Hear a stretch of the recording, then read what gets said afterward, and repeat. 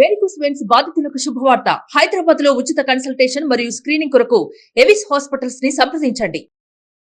Welcome to our channel. మీకు మోకాలు నొప్పులు ఉన్నాయండి?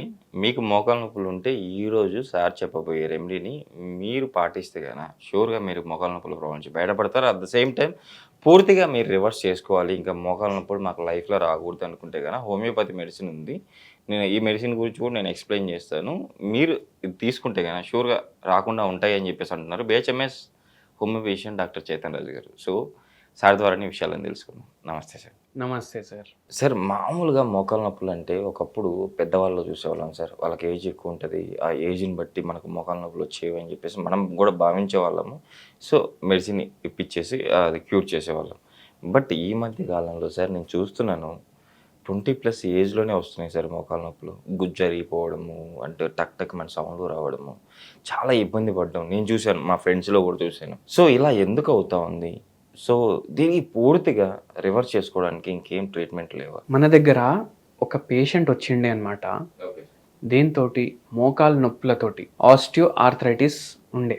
ఆ పేషెంట్కి వెయిట్ ఏమో 88 kgs ఉండే. Okay sir. Height sir? Height తక్కువ ఉండే, 5'3", 5'2" ఉండే, కానీ వెయిట్ 86 kgs ఉండే.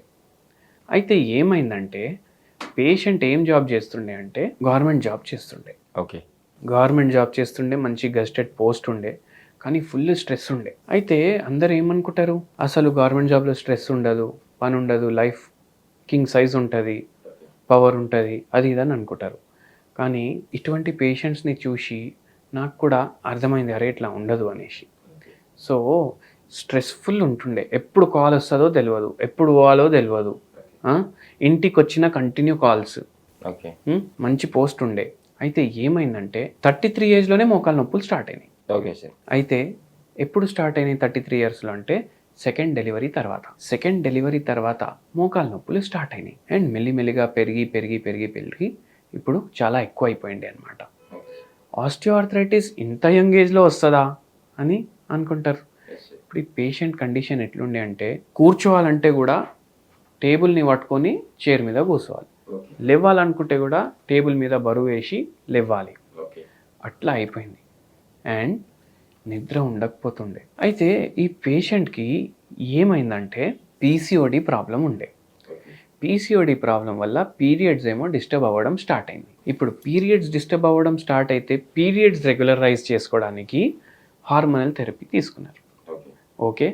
సో దాంట్లో ఏమైంది, ఎన్ని రోజులు మందులు వాడితే అన్ని రోజులు పీరియడ్ కరెక్ట్గా రావడం. కానీ ఆ మందుల వల్ల వచ్చే సైడ్ ఎఫెక్ట్ ఏంది, ఆర్థరైటిస్. సో ఈ పేషెంట్ బరువు ఎక్కువ అయిపోయినరు, ఆర్థరైటిస్ ప్రాబ్లం వచ్చేసింది, అండ్ దాంతో చాలా బాధపడుతుండే. పేషెంట్కి కండిషన్లో ఇంకోటి ఇంపార్టెంట్ ఏముండే అంటే సూదులు ఉంటాయి కదా, సూదులు మోకాల్లో గుచ్చినట్టు ఫీలింగ్ వస్తుండే నడిచేటప్పుడు. ఎందుకు అనిపిస్తుంది సార్ అలా? అట్లా ఎందుకు కనిపిస్తుంది అంటే ఆస్టియో ఆర్థరైటిస్లో ఆస్టియోఫైట్స్ ఫామ్ అవుతాయి. అంటే పౌడర్ లాగా ఫామ్ అయిపోతుంది. ఓకే. అది అక్కడ జమ అయిపోతాయి, కాల్షియం క్రిస్టల్స్ లాగా జమ అవుతాయి. దానివల్ల ఇట్లా అవుతుంది ఒక్కొక్కసారి. ఆస్టియోపోరోసిస్ కూడా ఉండే, పీరియడ్స్ ప్రాబ్లం కూడా చాలా ఎక్కువ ఉండే. ఇప్పుడు హార్మోనల్ ఇంబ్యాలెన్స్ అయితే బోన్స్ కూడా ఎఫెక్ట్ అవుతాయి కదా, మన పేషెంట్కి కూడా అట్లనే ఎఫెక్ట్ అయింది. ఎంత బాధలో ఉండే అంటే ఆడికెళ్ళి ఈడికి రావడానికి కూడా గుల్బర్గాలో ఉండే పోస్టింగ్ పేషెంట్ది 240 kilometers ఉంటుంది. ఆడికెళ్ళి ఈడికి రావడానికి కూడా కార్లో కూర్చోడానికి కూడా ఇబ్బంది. కొద్దిసేపు కూర్చోవడం, కొద్దిసేపు పడుకోవడం వెనక సీట్ మీద, అట్లా డిఫికల్టీ తోటి వచ్చిండ్రు మన దగ్గర. అండ్ మనం ట్రీట్మెంట్ ఇస్తే ఇది మొత్తం రివర్స్ అయింది. ఎలాంటి మెడిసిన్ ఇచ్చారు సార్ మీరు? మనం మెడిసిన్స్ అయితే పేషెంట్ని బట్టి ఇచ్చినాము, కానీ పేషెంట్కి వెరీ ఇంపార్టెంట్లీ ఒక హోమ్ రెమెడీ చెప్పినాము. Okay sir. అది ఏంటంటే మిరియాలు ఉంటాయి కదా. Yes sir. మిరియాలతోటి కూడా మనకు రిలీఫ్ ఉంటుంది ఆర్థరైటిస్ తోటి.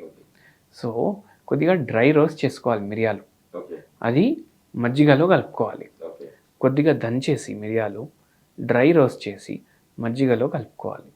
మజ్జిగలో కలుపుకొని దీని మీద కొంచెం సినమన్ పౌడర్ స్ప్రింకిల్ చేయాలి. ఇప్పుడు సినమన్ పౌడర్ అంటే దాల్చిని చెక్క పౌడర్ ఉంటుంది కదా, ఆ పౌడర్ కొద్దిగా స్ప్రింకిల్ చేయాలి. అండ్ నైట్ టైమ్ మీరు తింటారు కదా అని అన్నాను. తింటానంటే రాగి గట్కా ఉంటుంది కదా, దాంతో కలుపుకొని తినాలి. Okay sir. ఇప్పుడు ఏమవుతుంది దీంతో, ఇది హోమ్ రెమెడీనా మన డిన్నరా మీరే అర్థం చేసుకోండి. రాగుల్లో మనకు కాంప్లెక్స్ కార్బోహైడ్రేట్స్ ఉంటాయి, ఈజీగా బ్రేక్ డౌన్ అవ్వవు, అయితే వెయిట్ లాస్కి హెల్ప్ చేస్తుంది. పేషెంట్ వెయిట్ ఎక్కువ ఉండే. దాని తర్వాత మిరియాలు ఉంటాయి. మిరియాలు ఏం చేస్తాయి, మన గట్ హెల్త్ని మంచిగా చేస్తాయి. మాల్ అబ్జార్ప్షన్ తగ్గుతుంది. ఎక్కువ ఏదైనా అబ్జర్వ్ అవుతుందంటే అది తగ్గుతుంది. యాంటీ ఇన్ఫ్లమేటరీ ప్రాపర్టీస్ ఉంటాయి, ఎనాల్జెసిక్ ప్రాపర్టీస్ ఉంటాయి. అంటే ఏంది, జర మోకాల నొప్పులు జర తగ్గిస్తాయి, అందుకే అవి. మళ్ళా మజ్జిగ ఏం చేస్తుంది, గట్ హెల్త్ క్లెన్స్ చేస్తుంది, వెయిట్ తగ్గడానికి హెల్ప్ చేస్తుంది, ప్రోబయోటిక్ లాగా ఉంటుంది. సో అట్లా తీసుకోమని చెప్పాను.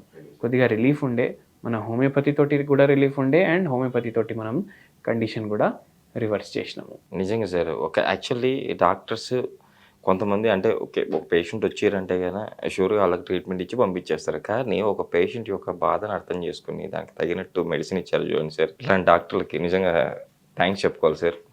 షూర్గా మీరు చెప్పినట్టు మన ప్రేక్షకులు కూడా ట్రీట్మెంట్ ఏదైతే హోమియోపతి ట్రీట్మెంట్ ఉందో అది చేయించుకుంటూ మీరు చెప్పిన హోమ్ రెమెడీ పాటిస్తూ ఇలాంటి పేషెంట్ చాలామందికి నార్మల్ అయ్యి వాళ్ళు హెల్తీగా ఉండాలని చెప్పి ఆశిస్తున్నాను సార్. ఇంత మంచి ఇన్ఫర్మేషన్ మన ప్రేక్షకుల కోసం ఇచ్చారు. Thank you sir.